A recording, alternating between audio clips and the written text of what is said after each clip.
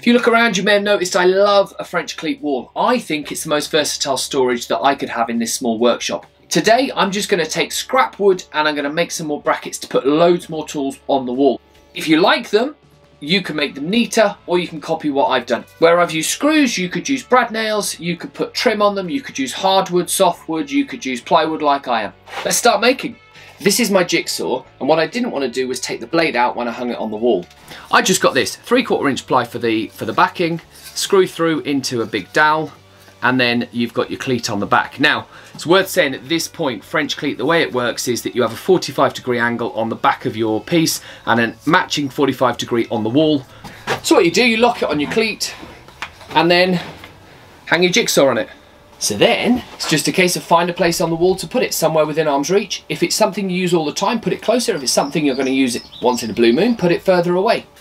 I've been quite lucky at the start of this build. I've still got some of the French Cleat left over from the first time round. If you haven't, all you need to do is just make strips, any depth really. It's up to you. Just put a 45 on them, and every time you cut one, you'll get 2 from the other side as well. So this you will be attaching to the back of everything you make. So make a couple of extras so you haven't got to keep making more. Every time you're screwing into the side of ply, give it a pilot drill first, and everything you're making, pop a tiny bit of glue on there just to stop any of the wobbling as time goes on, especially if you're holding heavier things. The next one I'm going to show you is my clamp rack. Roughly determine how many clamps you want to put on this and work out the length you think you can sustain weight-wise. I personally think this is about as far as I'd be willing to go. As you can see, I've just taken the length, 19 centimeters, and then I've just drawn the diagonal. So when I cut one, I'm in effect getting 2. Once you've got them laid out, it's just a question of heading over to whatever you're going to use to cut them. Table saw, bandsaw, circular saw. Seesaw. I'm going to use the jigsaw. You can do it by hand if you want to. And as you'll see, I've just taken the very front corner off because when they're on the wall, that's the bit you're going to walk past, so that's not sharp.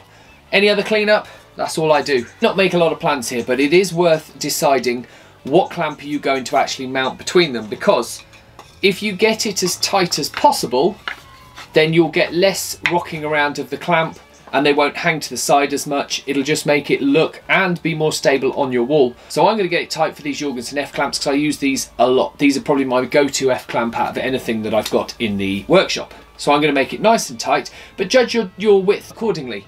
I find with wider F clamps, if they actually straddle the bracket, they'll actually be more stable. So make a few wider ones, because these, if they all hang just off the side, they will tip it over. I'm going to go for a longer piece at the back so that with the weight going downwards, this will then still make contact either with the cleat or if you put a batten on it with the wall.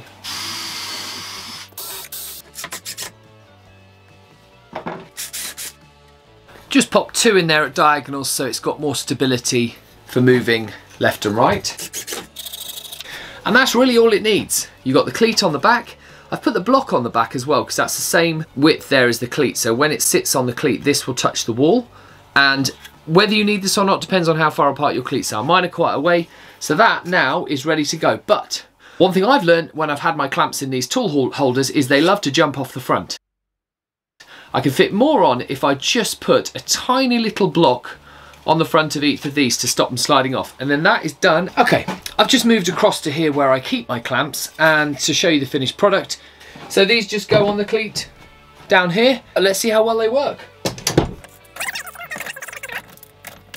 I can fit one more on, but I don't have one more. I can fit one more on. Perfect.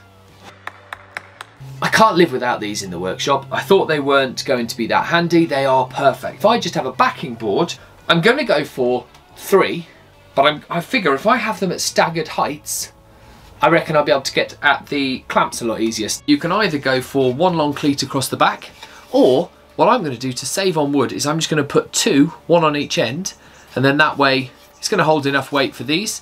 But if you've got a heavier item, go for a longer cleat.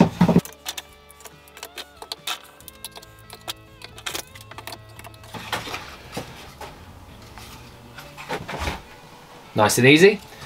Want a clamp? Grab a clamp. Keeps them all in one place, takes up little space. I was going to make a fresh holder just for hammers, and it dawned on me, actually, nice and thin. I don't want the wide ones with the bars in them. This'll work.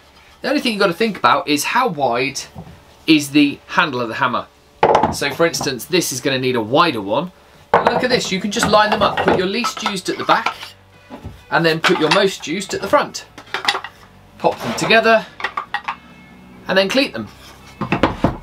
For the bigger ones, same thing. Right, just had a little bit of an idea. I want to make a French cleat bin bag holder so that I can move a bin bag between my workbench and the wall. Thinking if I make it look like a toilet seat, that's going to work. All I'm going to do is cut the middle out with a jigsaw.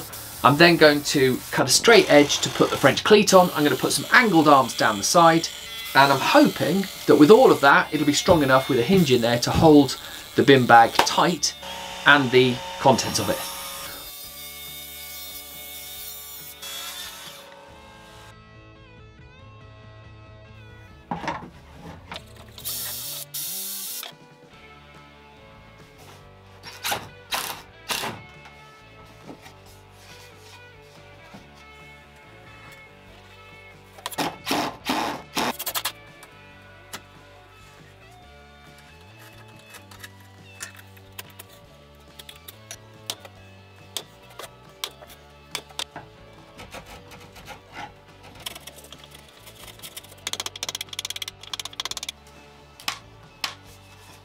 Maybe the most boring French cleat I've ever put in, but it may also be the most useful. So we need to lock our bin bag in here. It's not an elegant solution, but I think what I'm going to do to hold these together just to start with is just pop 2 of these in so I can tighten, and that will clamp the bag into place. Let's give it a test.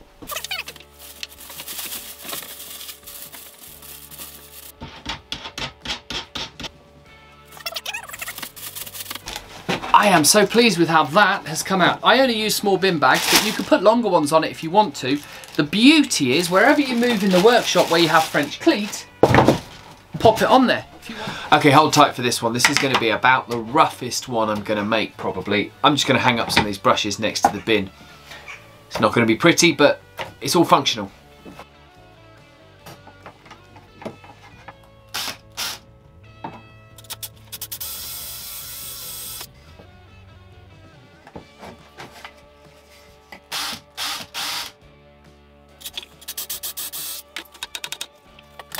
I think you can see why I said that was going to be the simplest or roughest. I can't remember what I decided to describe that as. Either way, that will hold my 2 brushes next to the bin. Ready to be reached at a moment's notice, so that all I've got to do is just sweep my workbench. I've got loads of little bottles of super glue, I've got epoxy, I've got Gorilla Glue, and I've got my activator. I'm thinking for now it's just going to be a hanging shelf with just a small lip to keep everything falling off. And again, make this nicer than what I'm going to do, I'm just going to strap some wood together and see what it looks like. That is rough. No, don't like that. But it'll do a job.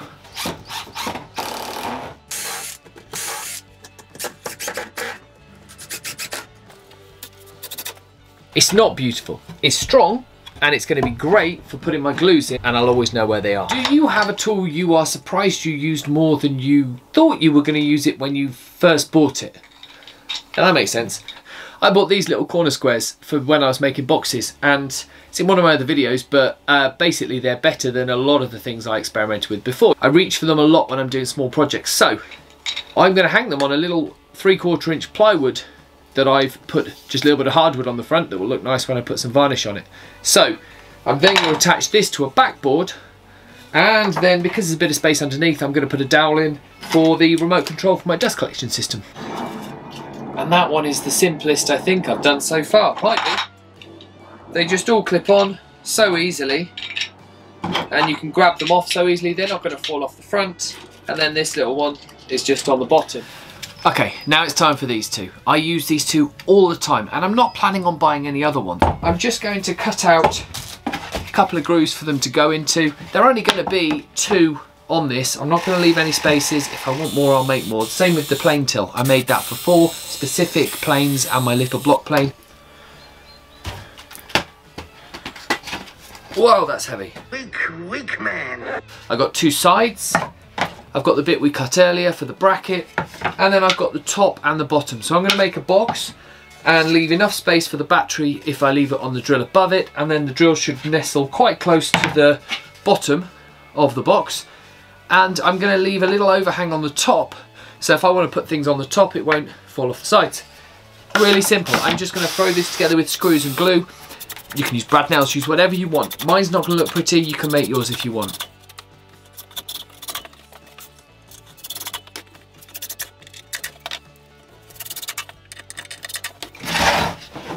That's alright. Now, what I want to do is just put a back section on it, because then it won't get caught on stuff.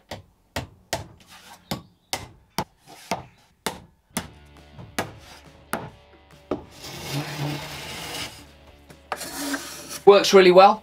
They fit in nicely.